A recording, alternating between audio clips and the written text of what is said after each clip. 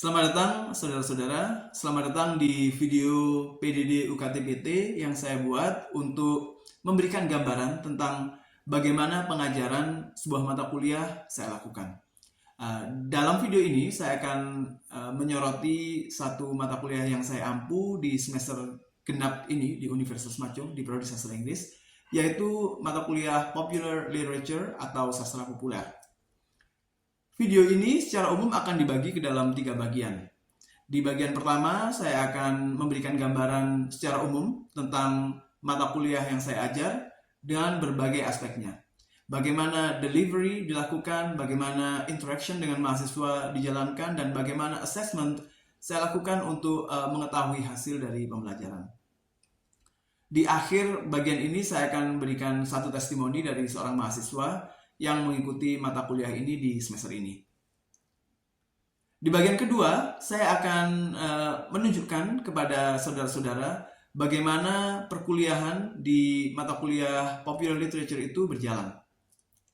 Dan terakhir nanti di bagian ketiga, saya akan memberikan sedikit highlight tentang bagaimana delivery, interaction, dan assessment terjadi dalam video yang nanti akan saya tampilkan. Baik, untuk mengawalinya, perkenankan saya memberikan penjelasan singkat tentang mata kuliah Popular Literature ini. Popular Literature adalah sebuah mata kuliah yang memberikan pengenalan kepada mahasiswa kepada genre-genre paling populer dalam sastra populer.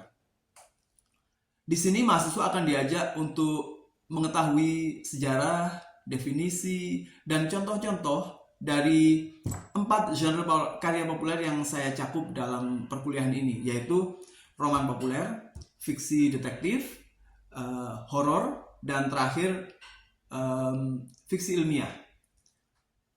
Di dalam perkuliahan ini, mahasiswa juga akan diajak untuk menerapkan konsep-konsep atau pengetahuan mereka untuk melakukan apresiasi kepada karya sastra. Dan terakhir, mahasiswa bekerja secara kolaboratif untuk menyajikan hasil apresiasi mereka dalam bentuk tertulis. Tujuan dari mata kuliah ini ada 4 secara umum.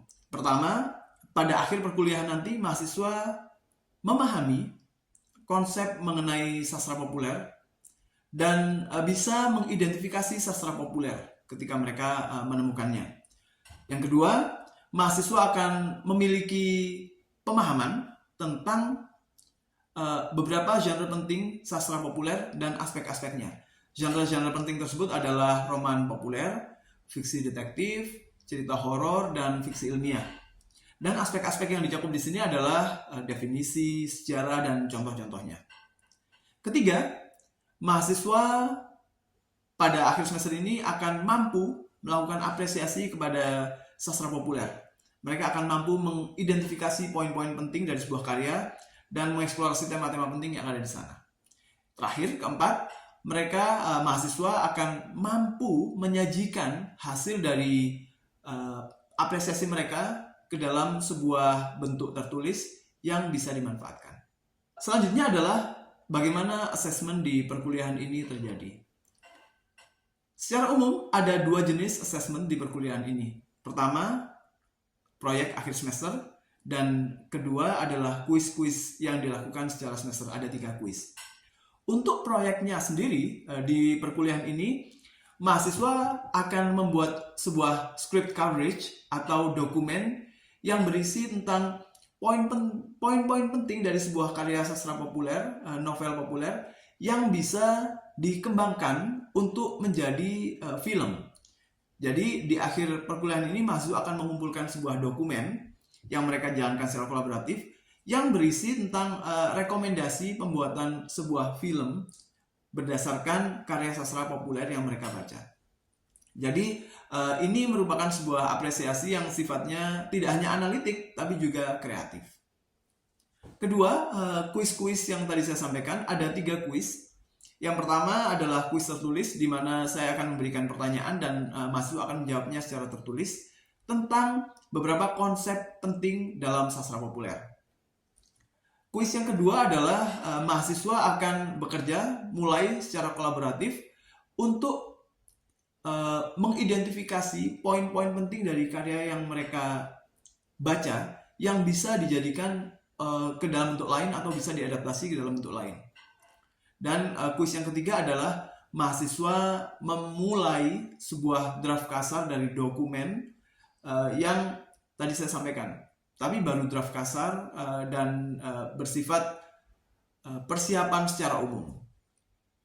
Mata kuliah ini dijalankan dengan metode project-based learning. Di sini mahasiswa akan berusaha secara kolaboratif untuk menghasilkan sebuah produk. Dan produknya adalah script coverage atau dokumen rekomendasi adaptasi dari sebuah karya sastra menjadi film.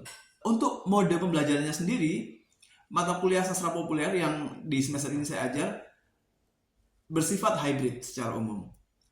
Hybrid di sini adalah gabungan dari luring dan daring.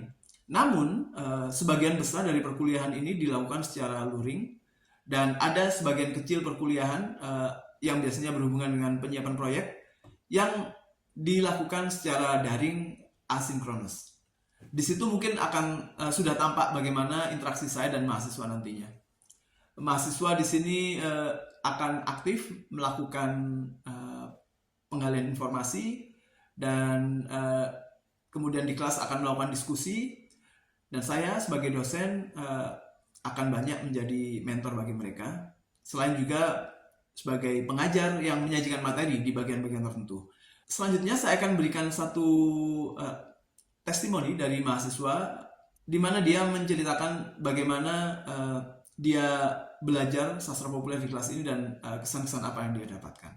Selama mempelajari populer literatur ini cukup banyak bisa saya pelajari. Pada awalnya saya pikir populer literatur itu hanya literatur yang berhubungan dengan karya-karya yang populer dibaca orang-orang. Tapi ternyata saya salah. Populer literatur itu berkaitan dengan banyak sekali elemen dari kehidupan masyarakat, mulai dari kehidupan sehari-hari mereka, elemen-elemen kebudayaan mereka, bahkan sampai sejarah-sejarah bagaimana karya-karya tersebut bisa tercipta. Dan dengan mempelajari populer literatur ini, saya harap pengetahuan saya di dalam mengenai sastra dan juga banyak hal lainnya bisa bertambah dan juga bisa berkembang. Selamat datang kembali, saudara-saudara. Sekarang kita akan masuk ke bagian kedua dari video ini, di mana saya akan memberikan satu cuplikan dari kegiatan perkuliahan di kelas Popular Literature. Sebagai gambaran, cuplikan ini saya ambil dari bagian kedua dalam sebuah sesi perkuliahan. Di bagian pertama, saya memberikan kuliah tentang definisi dan sejarah fiksi detektif. Nah, di bagian kedua ini yang saya akan tunjukkan ini, saya akan memberikan penjelasan tentang satu konsep, yaitu 3 struktur dalam fiksi detektif yang umum. Selanjutnya, saya persilakan Bapak Ibu untuk melihat video ini.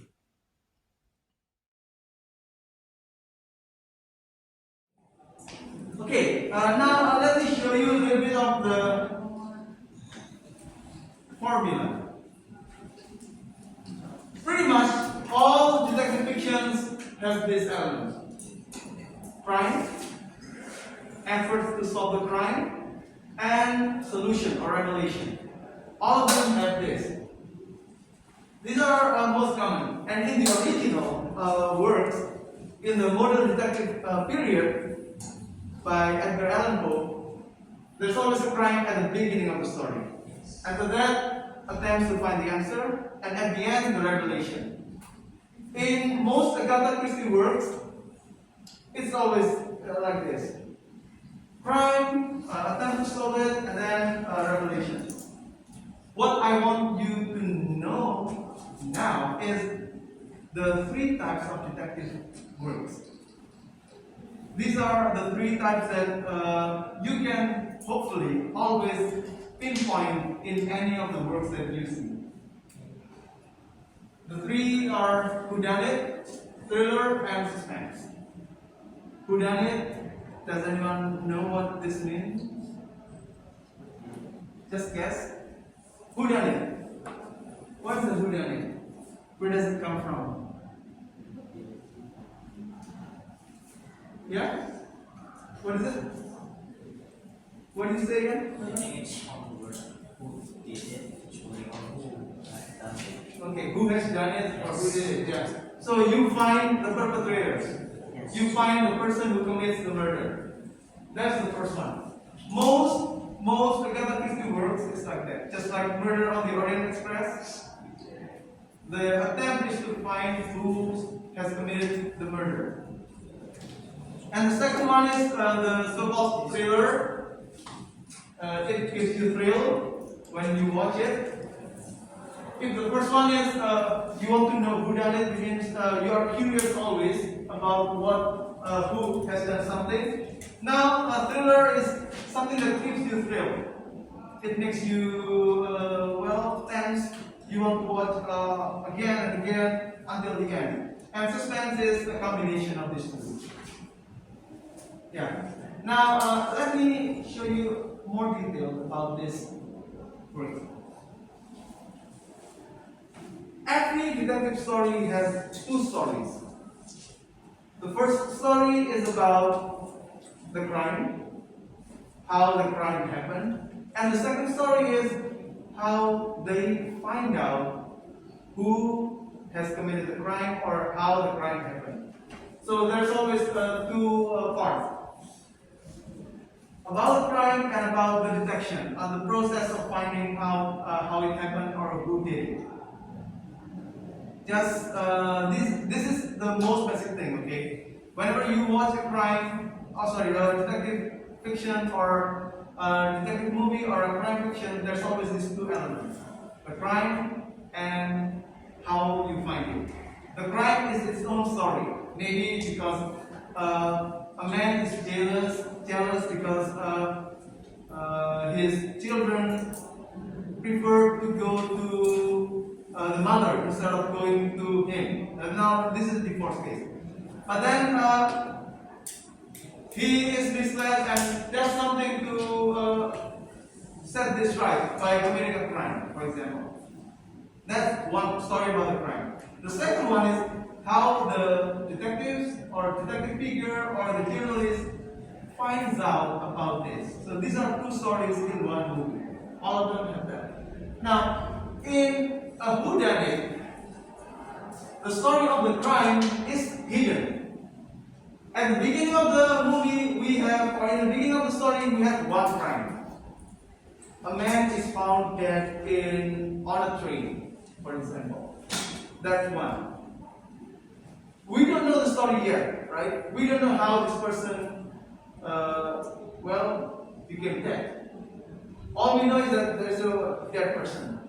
And then after that, we have the story about how the detective tries to find out who has committed the murder.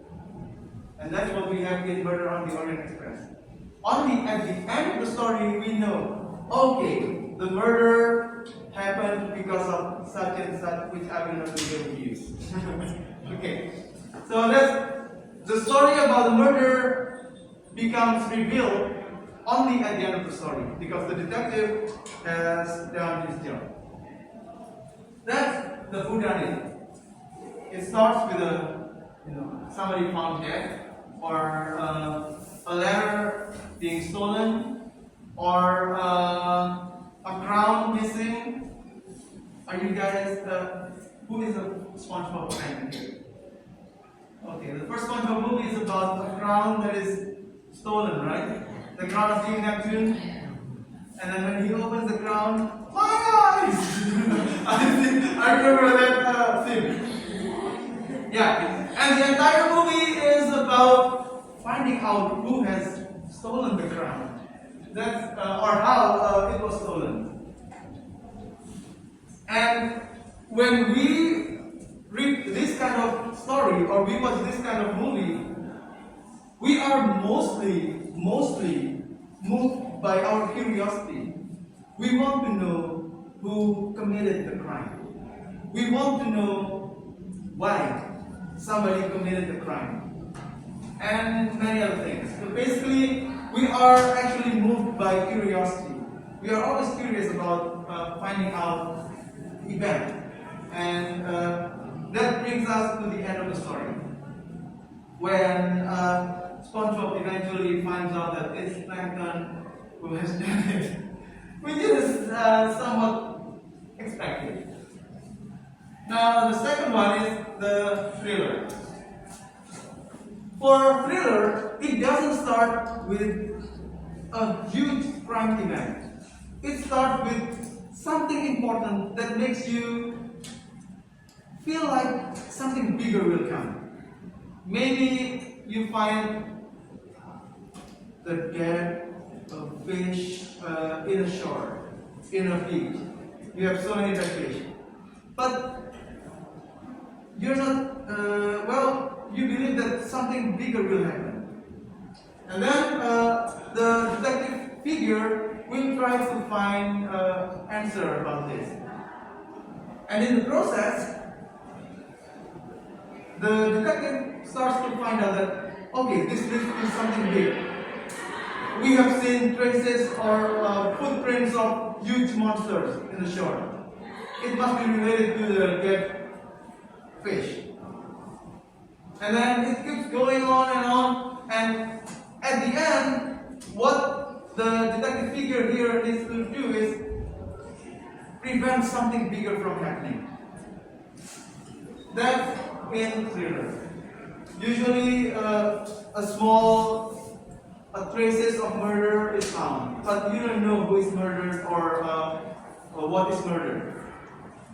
And then something bigger is revealed when you try to find out. Something bigger even will reveal, and so on and so forth. Now here, we are more moved not by curiosity, but by the suspense. You feel tense all the time. Stories about aliens are always like this, are often like this. Or Resident Evil. Yeah, Resident Evil is a strong suspense thriller work. So the job of the detective here is to prevent something big from happening. In horror movies, which is a combination with mystery here, we often have the main character dead at the end of the story. Which means the main character fails to solve the case. And finally, we talk about suspense, which is a combination between whodunit and thriller. In a suspense movie, it starts with a murder. You want to solve the murder. You want to find out who does it and why the person does it. But then in the process, you as the detective gets involved in the case, and now you are becoming the prey of the murderer. Usually stories related to a serial killer has this kind of structure. You start with something big, you want to solve it, but then you get dragged into the story and becoming the victim. Any questions now about the three types of detective formula? What are they? Can you remind me again? What are the three formula or the three types? Yeah? Whodunit? What is a whodunit? Yes, Tasha? Or Honey? Who said it? Oh, Fania. Yeah. What is a whodunit? Can you explain to me once again what is a whodunit? It's a mystery story of basically murder happened and then we try to find out who did the murder. Okay, right. What makes us interested in continuing watching or reading this kind of story? What is the main drive of this kind of story? Yeah? Curiosity. That's right. Curiosity is what drives us in reading or watching the story. And the second one, thriller. Can somebody help me refresh what a thriller is? Yes, Thriller is more like it ends with a murder, which has to be prevented, and it's different with whodunit because whodunit is more like curiosity, but for thriller it's more with suspense, not curiosity. Right. Suspense is what makes you keep watching this movie or keep reading this story. Okay. Does anyone have any questions so far about this? About these two types?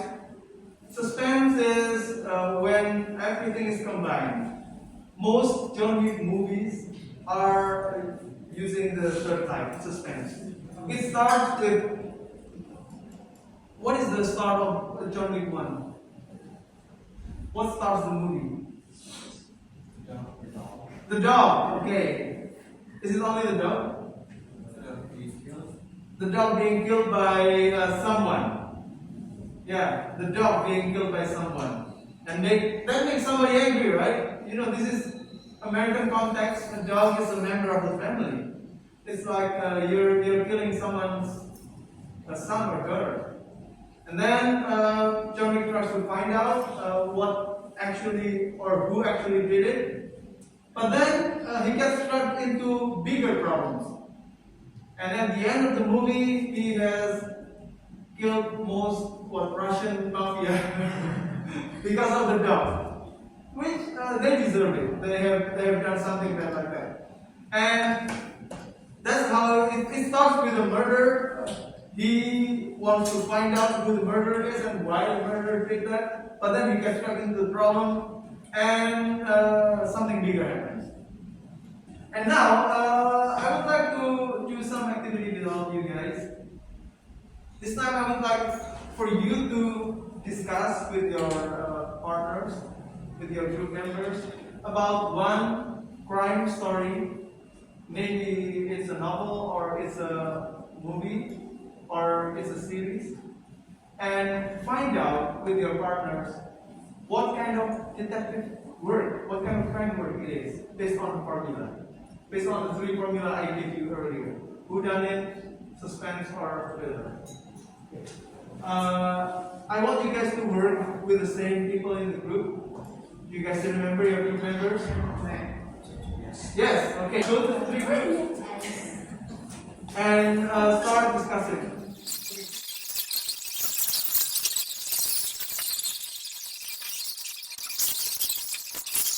Okay. As usual, I want to hear from you. I want to hear how you apply the characteristics and elements of detective fiction here in the detective movie, a crime novel, or detective novel that you have read or watched so far. Okay, who wants to start the discussion? Yes, Amanda? Alright. Thank you. Sure, go ahead. So after more discussion, our group decided to talk about Detective Conan. Detective Conan! I thought you were going to talk about Batman, the Batman. You know, we wanted to talk about the Batman, but turns out the only one who watched it is me and Alicia. Oh, okay. Alright. So we don't want to spoil it. So Detective Conan is one of the simplest example for detective fiction, as we all know. The crime, I remember this one episode, the crime is where Conan finds a dead body in a ski resort during winter, and after investigations, they found out that the murder weapon was actually an icicle, so it melts away and there are no traces. Oh, okay. The detective figure is Conan here. He is not actually a detective, but he acts like a detective. And as for the formula, we believe it's a simple generic formula because it starts with the discovery of a murder, the dead body, and the characters proceed to try to find who the culprit is by using the existing clues. Does he use the voice changer in revealing the story? Yeah. Yeah, that's where actually Detective Conan and Batman are somewhat similar. Batman uses the voice changer to say, I am Batman. Alright, thank you. Anything else? Okay, right. It turns out that your hobby of watching Detective Conan comes into use here in college.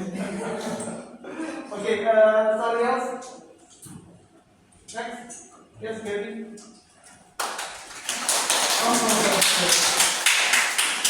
This looks more like a club. So we choose the movie, and the title is Death on the Nile. It's actually like the second story from the Orient Express. So it's the same detective as the Poirot, and the type is whodunit because it's about the murder of the character, and the character name is Limet.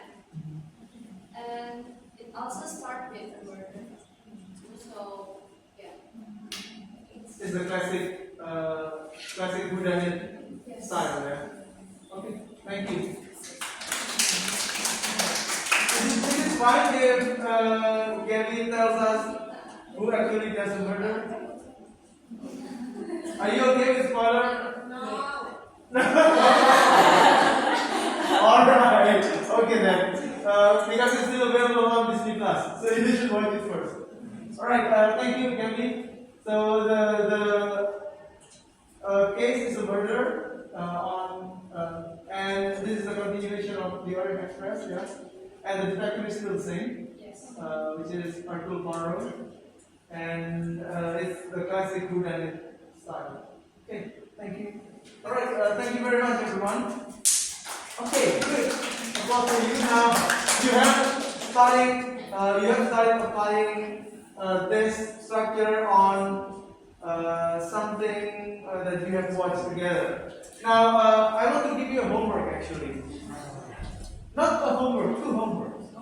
The first one, I want you to read. This time you need to read the murders in the rumor, which is a much shorter story, but it's a classic. I have posted the story on Microsoft Teams. Are you okay with that? Okay. Yeah. So I have posted the story on Microsoft Teams. That's something you need to read. And the second thing is, I want you to remember any words, fiction, novels, short stories, or movies that you have seen or watched lately. And this doesn't have to be a detective story per se. It can be a crime movie, a thriller movie, or a action movie. And see how these action movies or thriller movies or detective movies use the formula of detective fiction. We have talked about the three formula, right? The whodunit, thriller, and suspense. Try to see what structure is used in that movie that you have watched. And that will be for your homework. Try to make short notes, maybe one paragraph that next week on Monday you can come and share with us all. Alright? I guess that's all for today, everyone. Thank you very much for your work today. Great job, and thank you. Bye. Terima kasih. Sekarang saya ingin menjelaskan sedikit tentang video yang tadi saya sampaikan. Di video tadi mungkin bisa terlihat bagaimana saya menyajikan materi mengenai 3 jenis fiksi detektif atau 3 jenis struktur dalam fiksi detektif, yaitu struktur whodunit, yang kedua adalah struktur thriller, dan yang ketiga adalah suspense. Selanjutnya, setelah menyampaikan materi itu, saya akan mengajak mahasiswa berinteraksi dalam sesi interaction-nya, di mana mahasiswa saya ajak untuk mereview hasil dari penjelasan yang tadi saya berikan. Tujuan dari bagian ini adalah pertama untuk mengajak mahasiswa secara aktif menyampaikan hasil pemahamannya, dan saya juga ingin memastikan bahwa materi yang saya sampaikan tadi sudah diterima oleh mahasiswa. Di bagian terakhir, yaitu bagian assessment, saya mengajak mahasiswa untuk berdiskusi dalam kelompok-kelompok mereka.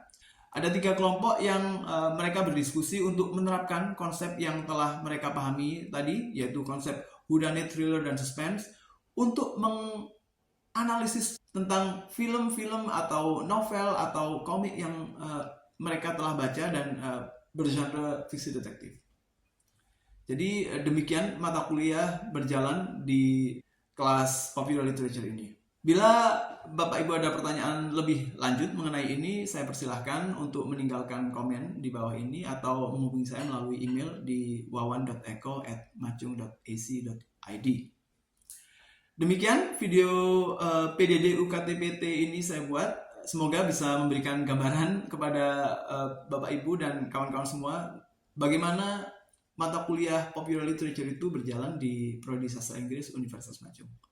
Terima kasih.